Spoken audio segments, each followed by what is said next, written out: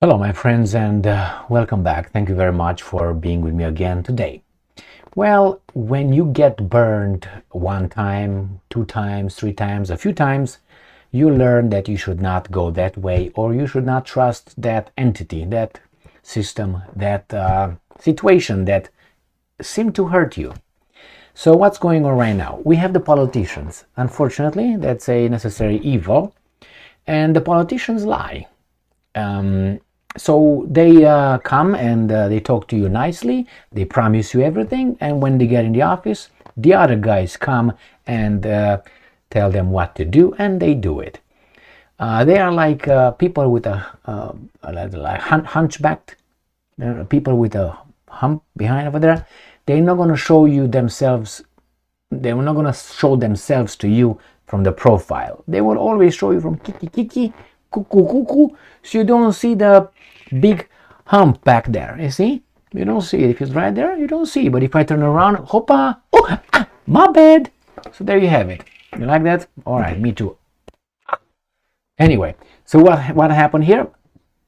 We have Slovakia, and it's gonna be some elections. I think the fifth election in 4 years or something like that. And the front runner supposedly says that if he gets elected, we will not send another bullet to Kiev, says this guy. You know what I mean, right? That's why I started with politicians lie. This guy might say that, and then when he gets in the office said, bye-bye, what was the list? Oh, thank you very much. So let's read this little article, but I'm not going to do it from the Telegraph, because the Telegraph, they want something I won't give them, and it's not sex, okay? The Telegraph seems to feel that they are important enough, so I choose to use these guys. iScan Info. They're as good as them because they're gonna have the same article right here from the Telegraph. We won't send another bullet to Kiev, says Slovakia's Prime Minister frontrunner. NATO and EU look on nervously at an election that could impact Ukraine and the whole region. I don't think so. But anyway, and I'm quoting the pro-Russian frontrunner. I don't think he's pro-Russian. I think he's pro-Slovakian. But these guys miss this. If you are not with them, you must be with whomever they designate as an enemy.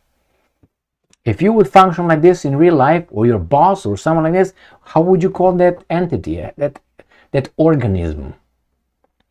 The pro-Russian frontrunner in the Slovakia elections said his country must stop arming Ukraine, as he called for immediate peace talks to end the war.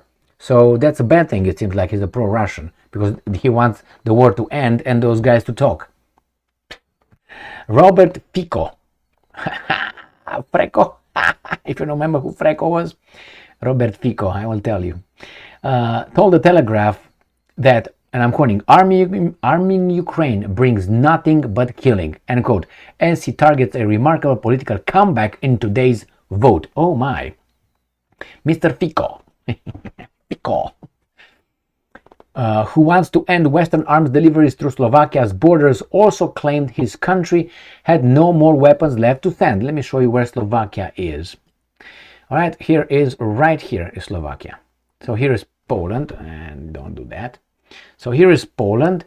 Underneath in the south is Slovakia. In the south is Hungary, the great country of Hungary. And here is the country of Romania. Wow. All right, so the populist, his bid for power in a country that neighbors Ukraine is being closely watched by Western allies and the NATO alliance amid growing fatigue for the war in Eastern Europe. No, man, they have lives. We have lives. Leave us the fuck alone. All right, don't take from us, from our children, from our grandchildren, and give some other people. That partly you that take the money from me are responsible for that. Don't do that. I don't care about Russia and Ukraine. I care about me, my family, my community, my country, then humanity. What are you talking about? That's the way it goes. That's the normal order. It's not I care for that neighbor more than I care for my child. Come to our senses, right? The populist left-winger, oh my. so is he a communist then, is aiming to take advantage of concerns over rising living costs to seize power again 5 years after he quit as the prime minister. Just a second.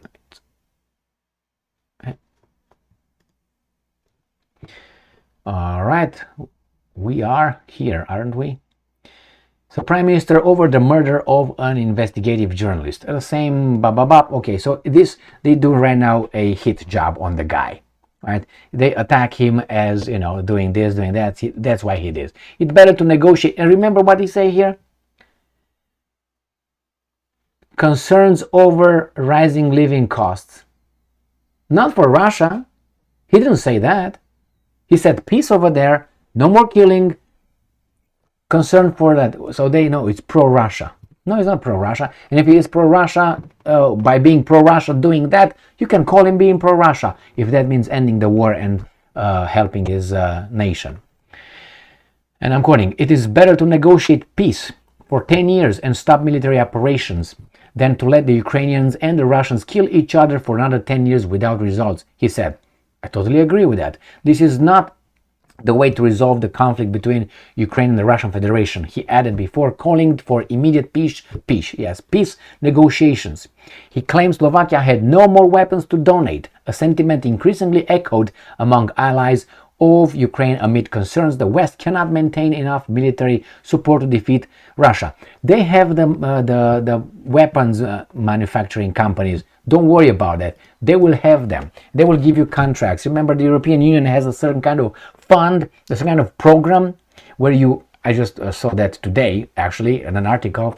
They have, I can't remember how it's called, that you buy weapons as a country for Ukraine. In the name of Ukraine, you buy it from private companies. It's like the private companies are lined up and wait the orders from countries with the taxpayers of the freaking this and loans. That's how the whole racket goes. So why would those guys want the war to end? That's the best time of their lives. So this guy is interested in his nation, and he's called this and he's called that, and let us know that he's an asshole or whatever he is. It's too dirty, my friend, too dirty. But I have no hopes or illusions that this guy will do what he says that he will do. I remember the Czech president when he got elected, that guy with a beard, I think he's a little bit, I think he's a general, he was a NATO something over there. When he, before he got in office, he made some very interesting claims. Something about, well, this cannot be decided on the battlefield, these guys should negotiate, Russia will probably have to keep that, Ukraine might have to give some territory. That until he got in office. When he got in office, the whole tune changed. He signed money, weapons. I can't remember his name. Pavel something. Pavel, I can't remember his first name. I think Pavel is his last name. But anyway, I'm not going to look for him as a Czech president.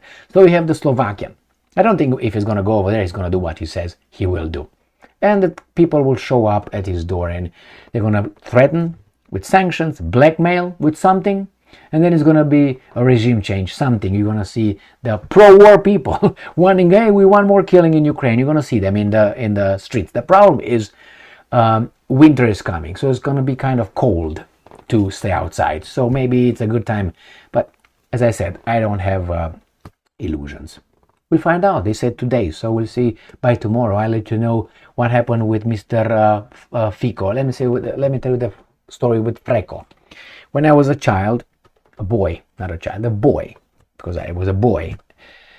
I can't remember, maybe I was in the 6th, 7th, 8th grade, this period of time. Maybe 7th and 8th grade. There was an adult in the neighborhood. I don't know where he lived, but I saw him many times. And he was a wanker. Yeah, my English, he was doing it in the street, but in the night, towards us, the kids. So we were a bunch of kids. That's how we were, playing around the apartment building, in the schoolyard. In the evening, we were playing all kind of hide and seek and chasing girls and other things like that. And this guy was showing up. And you see, Freco. Freco means friction. because he was frictioning it. So I had a flashlight. I still remember it, and I put a flashlight on him, and he was by, he was not like in plain view doing his thing. He was always around the corner of an apartment building or something. And then I pushed the flashlight. You could see him. He was like this. That's what he did. So this is the apartment building. Okay? He was. So you could not see his face because he was behind the building, but the whole thing here was clear. So that's Freco. If you ask my friends or guys from the neighborhood in those times, 1980s, you're gonna find out who Freco was. I don't know his real name, but I didn't check for him. Freco. He was short. I think he's got long hair a little bit. Anyway, he was pretty. Anyway, that's Freco. So now I'm thinking of Fico. This guy is in Fico. I think he is. Yeah, Robert Fico. All right, Freco. Thank you very much for being with me again today. Stay strong, stay smart, look for the truth, and be just.